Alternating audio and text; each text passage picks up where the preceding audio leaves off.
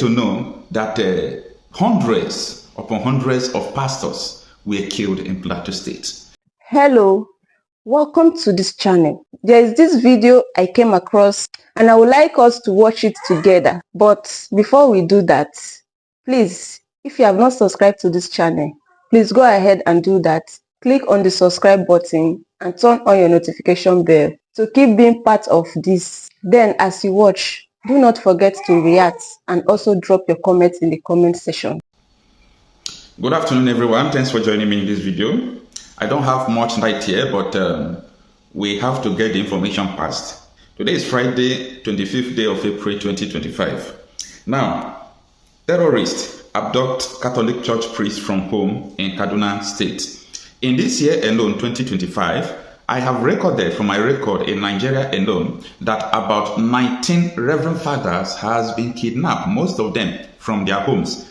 You remember what happened in Edo State, a seminarian in Reverend Father, Anambra State, Imo State, from across the country, especially in northern part of the country. The way they are targeting Reverend Fathers now, especially from their home. You know, if these people were kidnapped along the roads, you could say, oh, maybe it was just an accident. They never knew that the person is a Reverend Father. You know, different stories could be cooked, you know, to make sure that people don't have the intention that they are targeting the Reverend Fathers and pastors.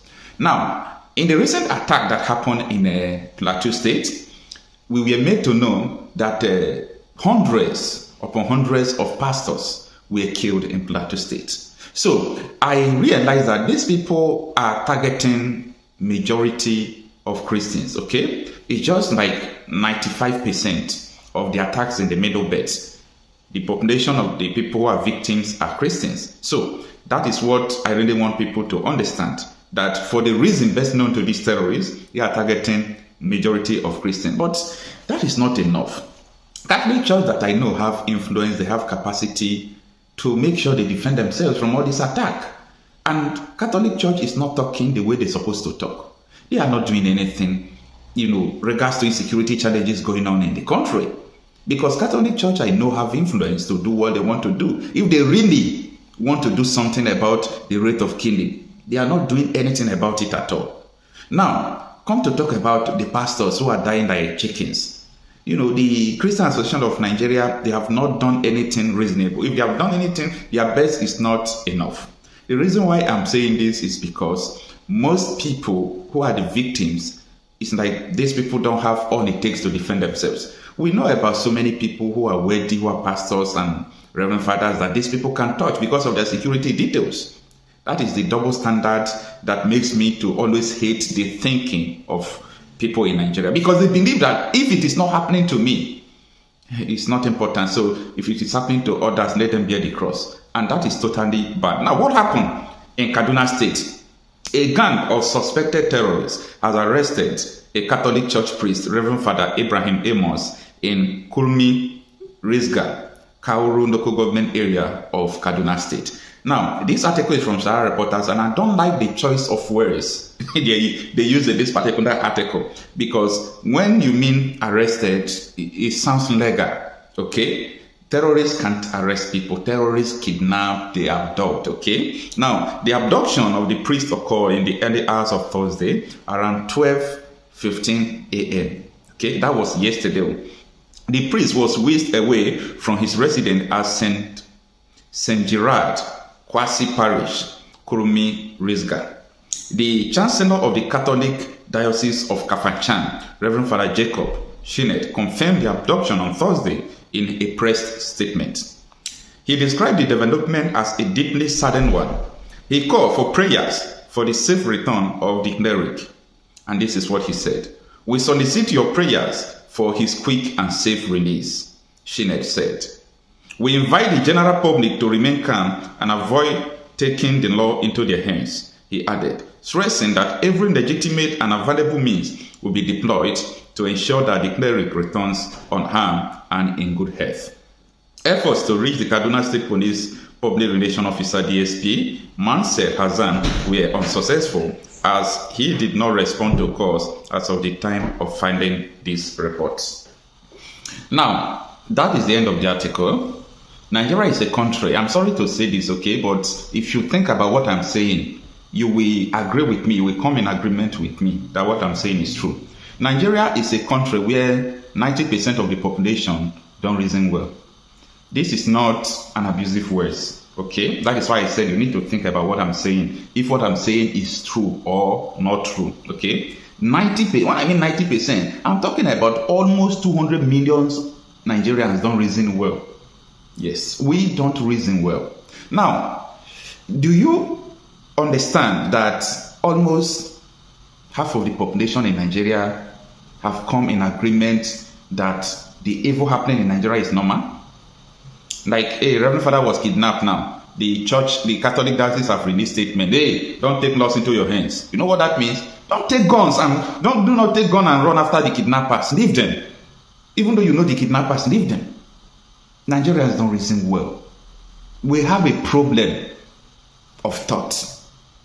Now, if you ask them, I was talking with one of the Reverend Father. That was should be last 2 weeks. The issue of insecurity is part of the things we were discussing, and I was telling him that what is the problem with Nigerians and what is the solution to this increasing killing? What is the solution? That is what I'm asking everyone in Nigeria. What is the solution? He said that for him, that he believed that the solution will be if they return Nigeria to regional government and have regional security. I said, okay, no problem. That is your thought. But believe me, they won't agree for Nigeria to return to regional government because they know what they are doing. And that is why it is easy to call for the disintegration of Nigeria than to ask them to return it to regional government. Yeah, this is easier. People don't know what is coming. They don't know. All our bushes is occupied. People who can withstand them are withstanding them. They are killing them as well. They are chasing them. Some communities who are strong are chasing them out of their community. But the whole community are not the same. Some of the communities are vulnerable to these attacks. People are dying every day. People are being kidnapped. Ask yourself this question. What is just the simple solution to it? You must have a geographical place where you will control your security. And that will lead Nigeria to having a different country, which is just the solution. If the disintegration of Nigeria will solve one thing, only one thing, security. Let it bring security. Yeah. If the disintegration of Nigeria will bring security, that is enough. It's enough reason to call for the disintegration of Nigeria. Why? Because those who are sponsoring insecurity in the name of Islamizing Nigeria, that time they will know that the game is over. The Benin Kingdom cannot sponsor insecurity against Benin Kingdom, but Nigeria state can do that. The Igbo state of Biafra cannot sponsor insecurity against their states. Their people could be corrupt. It's normal.